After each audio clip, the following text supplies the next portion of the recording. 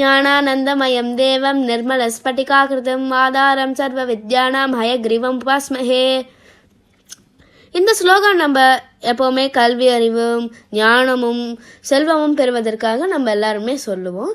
நான் எப்போவுமே என்னுடைய டே ஸ்டார்ட் பண்ணுறதுக்கு முன்னாடி இந்த ஸ்லோகம் சொல்லிட்டு தான் ஸ்டார்ட் பண்ணுவேன். இந்த ஸ்லோகம் யார் மீதுனா, இந்த ஸ்லோகத்திலே அழகாக வருது, ஹயக்ரீவர் மீது. விஷ்ணு பரமாத்மா நிறைய சுச்சுவேஷன்ஸில் நிறைய அவதாரம் எடுத்திருக்காரு. அப்படிப்பட்ட ஒரு அவதாரம் தான் ஹயக்ரீவ அவதாரம். ஹயக்ரீவர் கல்விக்கும் ஞானத்திற்கும் செல்வத்திற்கும் அதிபதியானவர். பார்க்கடல்ல விஷ்ணு பள்ளி கொண்டு இருக்கும்போது அவருடைய தொப்புலிருந்து நீண்ட தாமரை மலர் தண்டி மலர்குது. அதிலிருந்து பிரம்மர் தோன்றிருக்கிறார். உலகத்தையும் உயிரையும் சிருஷ்டிப்பதற்கான பொறுப்பை பிரம்மரிடம் அளிக்கிறார். அப்போது எல்லா வேதங்கள் எல்லாமே கொடுத்து, இதை நீ பாதுகாத்து எல்லா ஜீவன்களையும் நீ பொறுப்பாக படைக்க வேண்டும் அப்படின்ட்டு சொல்கிறாரு. பிரம்மதேவரும் ஓகே, இந்த பொறுப்பை நம்ம கரெக்டாக பண்ணணும், நம்ம நல்லா ஃபோக்கஸாக பண்ணணும்னு சொல்லிட்டு ஆழ்ந்த தியானத்திற்கு போகிறாரு. அப்போ அந்த தியானம் பீரியடில் அவருடைய காதிலிருந்து வந்த மெழுகுல 2 அசுரர்கள் தோன்றாங்க, மது, கைதபன். இவங்க 2 பேரும் சரி நம்ம நல்லா பெரிய பெரிய வரமா பெற்று இந்த உலகத்தையே ஆண்டணும்னு சொல்லிட்டு லக்ஷ்மி தேவி மீது தவம் கொள்றாங்க. லக்ஷ்மி தேவியும் இவங்களுடைய தவத்தை பார்த்துட்டு சாட்டிஸ்ஃபை ஆகி அவங்களுக்கு காட்சி கொடுத்தாராங்க. அப்போ வரம் கேட்கும் அந்த தருணத்துல என்ன வரம் வேண்டும் கேள் அப்படின்னும் போது இவங்க 2 பேரும் நாங்க இந்த உலகத்தை விட்டு போகணும், அதாவது எங்களை எப்போ டெத் அடையணும்னு நினைக்கிறோமோ அப்ப மட்டும்தான் எங்களுக்கு டெத் வரணும் அப்படின்னு அந்த ஒரு சக்தி வாய்ந்த வரத்தை கேட்குறாங்க. அப்புறம் லக்ஷ்மி தேவியும் அந்த வரத்தை அழிச்சிடுறாங்க. இவ்வளவு பெரிய வரத்தை வாங்கினோடனே அவங்களுக்கு கால் தரையில நிக்கவே இல்லை. எல்லா அட்ராஷியஸான பிஹேவியர், எல்லா அட்டுழியத்தையும் புரிகிறாங்க அவங்க.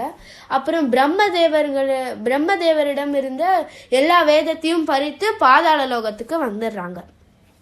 இதையெல்லாம் பார்த்த பிரம்மனுக்கு ரொம்ப பயமா இருது.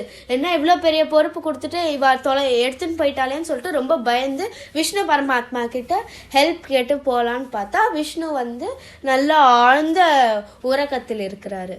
அப்போ லக்ஷ்மி தேவி மூலமா எழுப்பலான்னு சொல்லிட்டு லக்ஷ்மி தேவி மீது ஆழ்ந்த தியானம் இருக்கிறாரு பிரம்மதேவர். அப்போது லக்ஷ்மி விஷ்ணுவை எழுப்பிட்டு விஷ்ணுவிடம் பிரம்மதேவர் என்ன நடந்ததுன்னு சொல்லி விஷ்ணு பரமாத்மா ஹயக்ரீவ அவதாரத்தை எடுக்கிறாரு.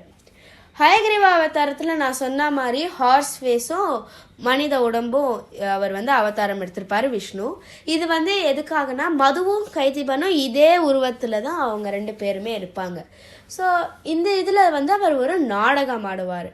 அவங்க 2 பேருக்கிட்டையும் போயிட்டு, நீங்கள் லக்ஷ்மி தேவி கிட்ட இவ்வளோ பெரிய வரம்லாம் வாங்கியிருக்கீங்க, எங்களுக்கு தெரியும், ஒரு நல்ல சக்தி வாய்ந்த 2 அசுரர்கள் நீங்கள் தான் எனக்கு அருள் புரியணும், ஒரு வரத்தை நான் கேட்பேன், நீங்கள் அதை எனக்கு நிறைவேற்றணும் போது அவ 2 பேருக்கும் தலைகணம். என்னை கண்டு ஒருத்தர் எங்களை 2 பேரும் கண்டு அவ்வளோ பெருசாக நினச்சி ஒருத்தர் வரம் கேட்குறான்னா அது தலைகணத்திலே என்ன வரம் வேண்டுமோ கேள் அப்படின்னு 2 பேரும் சொல்ல விஷ்ணு ஹயக்ரீவர் என்ன கேட்குறாங்கன்னா, உங்களுடைய சாவே எனக்கு வரமா நீங்கள் தரணும் அப்படின்னும் போது அவங்க அந்த 2 அசுரர்களையும் வதம் செஞ்சு ஹயக்ரீவ அவதாரத்துடைய பர்பஸை விஷ்ணு முடிச்சிடுறாரு.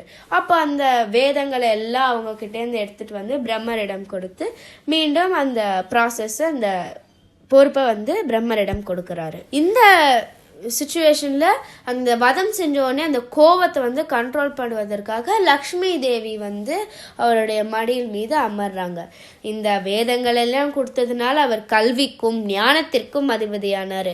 இப்போ கூடவே லக்ஷ்மி ஹயக்ரீவராக இருக்கிறதுல அவர் செல்வத்திற்கும் அதிபதியானார். இப்படிப்பட்ட ஒரு சக்தி வாய்ந்த ஒரு அவதாரம் தான் ஹயக்ரீவ அவதாரம் ஆஃப் விஷ்ணு. இன்னைக்கு நம்ம ஃபஸ்ட்டு கல்வியிலிருந்து ஆரம்பிக்கணும் அப்படிங்கிறதுக்காக இந்த அவதாரத்தை நான் எடுத்திருக்கேன். வாங்க நம்மளுடைய திருப்பாவையை வையத்து வாழ்வீர்கள் நாமும் பாவைக்கு செய்யும் கிரீசைகள் கேளீரோ பார்க்கடல் பையதுயின் பரமனடி பாடி நெய்யுண்ணோம் பாலுண்ணோம் நாட்காலே நீராகி மயிர் தேடுதோம் மலரிட்டு நாம் முடியோம் செய்யாதன செய்யோம் தீக்குறளை சென்றோதோ ஐயமும் பேச்சையும் ஆந்தனையும் கை காட்டி உய்யுமாறன் உகந்தேலோரும் பாவா